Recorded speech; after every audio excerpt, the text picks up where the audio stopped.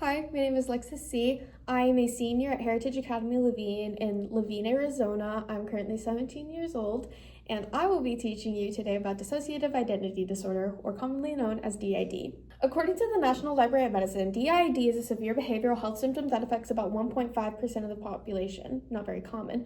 It was originally discovered in 1994 and was called multiple personality disorder, MPD, until later renamed. DID is caused by severe childhood trauma during the developmental stages of life, normally before the age of 5. Being so young, when the child will experience this severe trauma, they will not know how to process the trauma, and in result will create a wall to block off those memories. This then results in those memories festering and creating its own personality. According to Frank W. Putnam, a psychiatrist that specializes in DID, an alter refers to alternate identities that result from the inability of traumatized children to develop a unified sense of self that is maintained across various behavioral states, particularly if the traumatic exposure first occurred before the age of 5. Common symptoms of DID is amnesia, anxiety, depression, delusions, and suicidal ideation. Diving deeper, there are 2 different types of DID. There's possession and non-possession. Possession is the most known one, commonly mistaken as being possessed before discovered in 1994. It is when someone has an unknown identity and will involuntarily switch.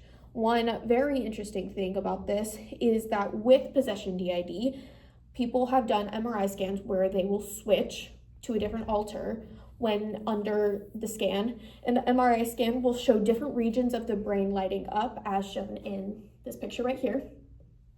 Non-possession, or an out-of-body DID, is a change in self-ideation and is most commonly mistaken and related to derealization.